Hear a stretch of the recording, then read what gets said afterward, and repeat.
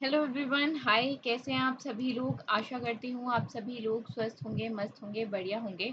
और सबकी तैयारी जो है वो एटलीस्ट शुरू हो गई होगी, है ना। रोज एक ही बात करती हूँ, तैयारी तैयारी तैयारी, बट यार इम्पॉर्टेंट है, you know it very well. ठीक है, अगर अभी से शुरू नहीं करोगे तो बाद में जाके दिक्कत तो होगी, है ना। तो अगर करंट अफेयर डेली नहीं भी देख रहे हो ना, बहुत लोग होंगे जो कभी कभार देखते होंगे, कभी कभार नहीं देखते होंगे, बहुत लोग होंगे जो डेली देखते होंगे। देखो, डेली देखोगे तो फायदा अलग मिलेगा। ठीक है। अब ये है पूरा 100%। अब आप अगर तैयारी 100% करोगे तो रिजल्ट की गारंटी भी जो है वो उतनी ही परसेंट होगी, राइट। अब तैयारी में थोड़ी बहुत चूक करोगे, सोचोगे रोज नहीं देखते, वीकली देख लेते हैं, मंथली देख लेते हैं, तो वो उस हिसाब से होगा, है ना। सारी चीज़ों के अपने पॉजिटिव एंड नेगेटिव्स होते हैं, राइट। सबके अपने प्रॉन्स एंड कॉन्स होते हैं, है ना। तो इसी तरह से डेली करंट अफेयर के भी अपने फ़ायदे हैं। और अगर वही चीज़ आप वीकली देखते हो तो भी फिर भी चीज़ें ठीक मैं मान सकती हूँ, क्योंकि वीकली जो क्विज़ आती है, अगर आप क्विज़ ही लगा लो, राइट। और फ्री क्विज़ होती है, जैसे सेशन फ्री होता है, वैसे प्रैक्टिस मॉक की ऐप पे या वेबसाइट पे जाओगे, क्विज़ेस मिल जाएंगे आपको, फ्री क्विज़ेस मिलेंगी, है ना। तो अगर ये आप क्विज़ेस में ऑलमोस्ट 100 क्वेश्चन होते हैं एक वीक के, है ना, ये 100 क्वेश्चन भी अगर आप याद कर लो या वीकली पीडीएफ ही आप पढ़ लो तो भी it will be like you can add a value to your studies, right। तो चलो शुरुआत करते हैं और देखते हैं आज 22 तारीख को कौन सा डे ऑब्जर्व करते हैं। आज international day for biological diversity हम ऑब्जर्व करते हैं, that is on 22 May. And be a part of plan is 2024 theme. ठीक है, 2024 की थीम क्या है? Be a part of plan. Be part of the plan, right. ऐसा क्यों? क्योंकि देखो, पार्ट ऑफ द प्लान मतलब जो प्लान है उसका पार्ट बनो। तो ये सभी के लिए बोला गया है, मतलब चाहे लोग हो, कम्युनिटीज हो, नॉन गवर्नमेंटल ऑर्गेनाइजेशंस हो, जिसे आप एनजीओज बोलते हो, ठीक है, या लॉ मेकर्स हो, बिजनेसेस हो, इंडिविजुअल कोई भी हो, सभी जो है वो बायोडाइवर्सिटी प्लान में सपोर्ट करें। ठीक है। और सभी मिल के जो है, जो भी एक्शंस लिए जाने हैं उन सब पे काम करें। तो जो थीम है वो इस हिसाब से रखी गई है, be part of the plan, right. आगे चलते हैं। Second edition of India Australia Indonesia trilateral maritime security workshop has recently been conducted in which Indian city? देखो, ये सेकेंड एडिशन हुआ है इस ट्राईलेटरल मैरीटाइम सिक्योरिटी वर्कशॉप का, जो इंडिया, ऑस्ट्रेलिया और इंडोनेशिया इन तीन के बीच में होती है। ट्राई मतलब तीन, ठीक है ना। ट्राईलेटरल मैरीटाइम मतलब तीन देशों के बीच में जो मैरीटाइम सिक्योरिटी वर्कशॉप है वो अभी कोची में हुई है। कोची केरला में हुई है, एनएस द्रोणाचार्य के द्वारा कंडक्ट की गई है। एंड थीम याद रखना, Indian Ocean region collaborative efforts to enhance regional maritime security is the theme. Workshop जो है वो सदर्न नेवल कमांड हेडक्वार्टर्स के द्वारा कंडक्ट की गई है। काफ़ी डिग्नेटरीज नेवीज से थी जो पार्ट बनी। प्रिसाइड की गई है निर्भय बकना जी के द्वारा, एंड पॉलो ग्रैडे, हैरी त्रिवी बोवो, मनमीत एस खुराना, ये काफ़ी लोग ऐसे थे जो, एक तो इन तीनों ने तो पहली बार चेयर किया है, एंड काफ़ी डिग्निटीज थी इस वर्कशॉप पे। एंड इस वर्कशॉप के दौरान देखो, जैसे कोई भी सेमिनार वर्कशॉप होती है तो हमेशा पर्टिकुलर चीज़ों के बारे में बात करते हैं। तो यहाँ पे भी जो भी अपॉर्चुनिटीज़ हैं, जो भी चैलेंजेस हैं, उन सभी के बारे में बात की गई कि कैसे चीज़ों को एनहांस किया जा सकता है, कैसे इंफॉर्मेशन एक्सचेंज मैकेनिज्म है उसको बेटर किया जा सकता है। ठीक है, कैसे मैरिटाइम अगर कोई लेट्स से इलिसिट एक्टिविटीज़ हैं, कोई गलत एक्टिविटीज़ हैं, उनको कैसे टैकल किया जा सकता है, कैसे लॉ एनफोर्स किए जा सकते हैं, मैरिटाइम लॉ लॉज, या फिर कैपेबिलिटीज़ एनहेंसमेंट कैसे हो सकती है, कैपेबिलिटी बिल्डिंग कैसे हो सकती है, इन्हीं सारी चीज़ों पे बात की गई, कॉपरेशन पे बात की गई। आगे चलते हैं। World tallest competitive swimming pool has been opened in which country? तो ये अभी भूटान में ओपन हुआ है, टॉलेस्ट स्विमिंग पूल। और पहला टॉलेस्ट कॉम्पिटेटिव स्विमिंग पूल है जो 2400 मीटर सी लेवल से ऊपर, 2400 मीटर की एक हाइट पे this swimming pool is being there. And pool is a part of pools for all programme, ताकि जो एक्वेटिक स्पोर्ट्स हैं वो रीजन में उसको बढ़ावा मिले। अच्छा, ये अनाउंस जो किया गया था वो वर्ल्ड एक्वेटिक्स के द्वारा ही किया गया था, ठीक है। 2019 में जो ग्लोबल बॉडी ऑफ स्विमिंग है उन्होंने लॉन्च किया था, and it aims basically to ensure कि जो एक्वेटिक फैसिलिटीज़ है वो ज़्यादा से ज़्यादा कंट्रीज़ में, ज़्यादा से ज़्यादा रीजन्स में अवेलेबल हो, ताकि जो स्पोर्ट्स है, एक्वेटिक स्पोर्ट्स है, उसको बढ़ावा मिले। अच्छा, यहाँ पे वर्ल्ड एक्वेटिक्स मैंने बताया कि इन्होंने ओपन किया है, तो वर्ल्ड एक्वेटिक्स का हेडक्वार्टर कहाँ है? इनका हेडक्वार्टर है ल्यूसेने, स्विट्ज़रलैंड में, ठीक है। कहाँ है? ल्यूसेने, स्विट्ज़रलैंड में, राइट। एंड प्रेसिडेंट कौन है इसके? तो प्रेसिडेंट हैं हुसैन हुसैन अल हुसैन अल मुसल्लम, ठीक है, वर्ल्ड एक्वेटिक्स के। आगे चले, संजीव पुरी अपॉइंट हुए हैं as the president of Confederation of Indian Industry, CII के प्रेसिडेंट के तौर पे 24-25 के लिए अपॉइंट हुए हैं, एंड करेंटली वो MD एंड CEO हैं ITC लिमिटेड के, राइट। और इन्होंने किसको सक्सीड किया है? आर दिनेश जी को, ठीक है। राजीव मेनमानी जो हैं वो he has also taken charge of CII president designate, right. And R Mukundan जो हैं वो वाइस प्रेसिडेंट के तौर पे काम करेंगे। अभी हम ये कॉन्फेडरेशन ऑफ इंडियन इंडस्ट्री की बात कर रहे हैं, तो CII का जो हेडक्वार्टर है वो कहाँ है? नई दिल्ली में ही है, न्यू दिल्ली में ही है, ठीक है। एंड इस्टेब्लिश कब हुआ? प्रेसिडेंट तो हमने देख लिया इस्टेब्लिश कब हुआ, ये हुआ 1895 में, ठीक है, 1895 में।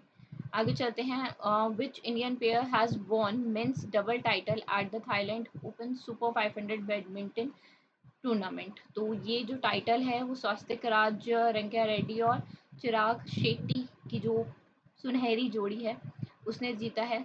वर्ल्ड नंबर 3 बैडमिंटन प्लेयर हैं ये, मतलब अगर बैडमिंटन प्लेयर की बात करोगे तो नंबर तीसरे जो हैं रैंकिंग में आते हैं, और Thailand open super 500 badminton tournament जो है जीता है। 29 रैंक जो इनके अपोनेंट हैं that is people of Republic of China के चेन बो यांग और लिू यी हैं जो इनसे हारे, राइट। एंड ये सेकंड टाइटल था चिराग एंड स्वास्तिक का, and second Thailand Open title था। ओवरऑल चिराग और स्वास्तिक का ये 8 टाइटल था on the BWF world tour. आगे चलते हैं, who has won the formula 1 MLA Romagna grand prix, and ये मैक्स वेरस्टैपेन ने जीता है, ठीक है। बहुत सारी races formula 1 racer Max Verstappen द्वारा जनरली जीती जाती हैं, और कई बार ऐसा होता है कि किसी और ने भी जीता है। तो अभी पिछले साल 2023 में क्या हुआ था कि ऑलमोस्ट लेट से, अगर एग्जाम्पल के लिए एक आर्बिट्री नंबर दे रही हूँ, आई exactly didn't remember the number, तो मैं एक नंबर दे देती हूँ, चलो एक्स बोल देती हूँ, ठीक है। अब मैं 10-20 कुछ बोलूँगी तो यूल से कि मैम नहीं ये इतना नहीं उतना था, तो ऐसे एक्स नंबर, ठीक है। अब एक्स में से कुछ फलहाना जो रेसेस हैं, या इस एक्स को लेट कर लो, ठीक है, 10, तो लेट से टोटल 10 रेसेस हुई, तो उसमें से ऑलमोस्ट 8 जो हैं इन्होंने जीती थी, बाकी 1-2 किसी ने जीती। तो लाइक इन अ वे जब आप याद करते हो पूरे साल भर का, कहने का सिर्फ इतना सा मतलब है, तो ऑड वन आउट एक बार देख लिया करो, राइट, और उस तरीके से फिर कोशिश किया करो याद करने की। मैकलैरेन नैंडो नॉरिस सेकंड पोजीशन पे आए, एंड फरारीज चार्ल्स लेक्वेक ने थर्ड पोजीशन पे रेस को ख़त्म किया। Assam state disaster management authority ने लॉन्च किया disaster reporting and information management system, किसके कोलैबोरेशन के साथ? यूनिसेफ के कोलैबोरेशन के साथ। तो Assam state disaster management authority ने disaster reporting and information management system जो है यूनाइटेड नेशन चिल्ड्रंस फंड के कोलैबोरेशन के साथ लॉन्च किया है। ये डिजिटल प्लेटफॉर्म है जो असम के chief secretary doctor Ravi Kota के द्वारा इनॉग्रेट किया गया, and platform basically accurate reporting assessment कि कितना डैमेज हुआ, कहाँ डैमेज हुआ, कितना हुआ, कितनी एड की ज़रूरत पड़ेगी, उसके लिए बेसिकली ये प्लेटफॉर्म है। और प्लेटफॉर्म एफिशिएंटली कैप्चर करता है critical impacts, basically the indicator of damage, कितना डैमेज हुआ या कहाँ पे कितना रिलीफ जो है डिलीवर करना है, कितनी मदद पहुँचानी है, ठीक है। ये जो है वो ट्रैक करेगा जो डैमेज क्रॉप है। ये बेसिकली ये platform damage crop, loss of life stock और भी जो डैमेजेस हैं उन सब को ट्रैक करेगा। अच्छा, असम की कैपिटल क्या है? असम की कैपिटल है दिसपुर। सीएम और गवर्नर, दो चीज़ और, ठीक है। गवर्नर कौन है? गवर्नर है गुलाब गुलाब गुलाब चंद कटारिया, ठीक है। और सीएम कौन है? चीफ मिनिस्टर कौन है? हेमंत हेमंत बिस्वा शर्मा, ठीक है। आगे चलें। स्टेटमेंट दी हुई है, हमें बताना है कौन सी करेक्ट है। देखो, सऊदी अरेबिया होस्ट करेगा 2026 का एडिशन इसका Asian football confederation women Asian cup. नहीं, सऊदी अरेबिया नहीं करेगा, ऑस्ट्रेलिया करेगा, ठीक है। और 29 का उज्बेकिस्तान करेगा, ये बिल्कुल ठीक है, ये स्टेटमेंट सही नहीं है।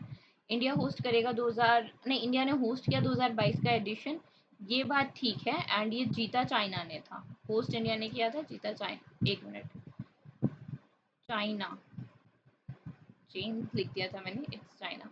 अच्छा, तो करेक्ट पूछा था तो 2 और 3 करेक्ट हैं, 2 और 3 करेक्ट हैं, यानी कि सी आंसर हो गया, राइट। एंड जैसे मैंने अभी बताया, ऑस्ट्रेलिया 2026 का और 29 का जो है उज्बेकिस्तान अभी होस्ट करेंगे 26 और 29 में Asian football confederation women's Asian cup. 4 साल में एक बार होता है, ठीक है। ऑस्ट्रेलिया जो है वो सेकेंड टाइम करेगा, इससे पहले 2006 में कर चुका। और उज्बेकिस्तान जो है पहला सेंट्रल एशियन नेशन है जो इसको ऑर्गेनाइज करेगा इस टूर्नामेंट को, राइट। ओल्डेस्ट है world international football competition, and ये फर्स्ट कंपटीशन जो है वो 1975 में बेसिकली हुआ था, right.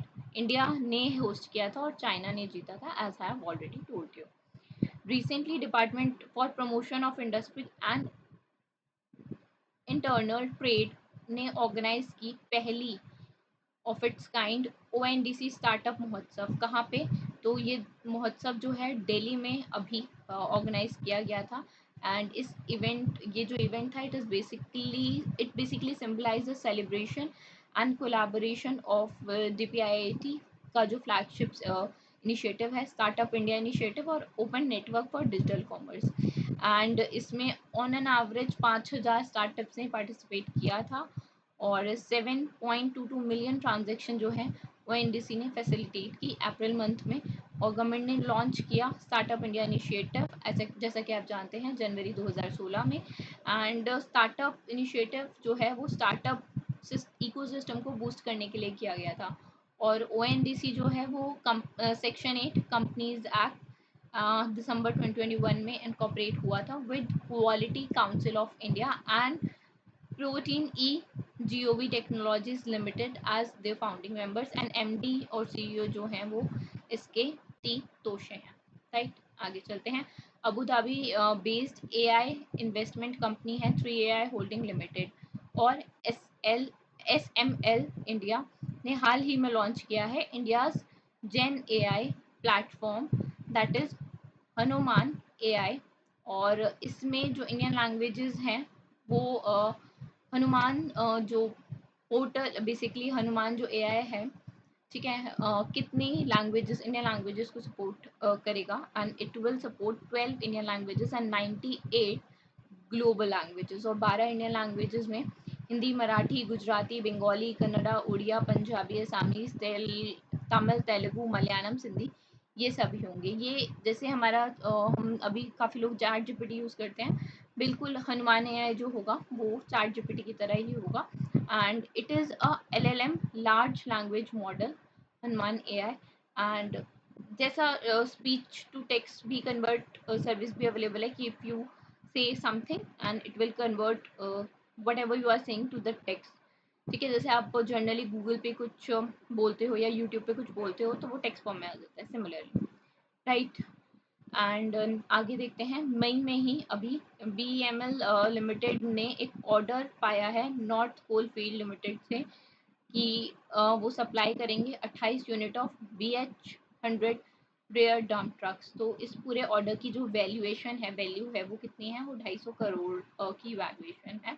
And BH100 rear dump is a engineered to transport, basically what does it do, it basically transport payloads जो 100 टन का होता है, ठीक है। स्पेसिफिक ली डिज़ाइन किया जाता है बर्डन के लिए कोल माइनिंग में, ठीक है, जैसा कि आपको दिख भी रहा है डंप ट्रक्स नाम से, है ना। डंपर्स की तरह इसको यूज़ किया जाता है, और जो डंपर्स हैं वो मेंटेन्ड होते हैं under guaranteed spare parts contract for the period of 5 years. अच्छा, यहाँ पे हमने बात की है BEML लिमिटेड की, जिसने ऑर्डर पाया है। तो इनका जो कॉर्पोरेट ऑफिस है, ठीक है, कॉर्पोरेट ऑफिस कहाँ पे है, बेंगलुरु में है। बेंगलुरु में कहाँ, बेंगलुरु कर्नाटका में, ठीक है। कर्नाटका में कहाँ पे है, तो बेंगलुरु में है, राइट। तो बेंगलुरु कर्नाटका में है, और CMD कौन है इसके, शांतनु रॉय, ठीक है।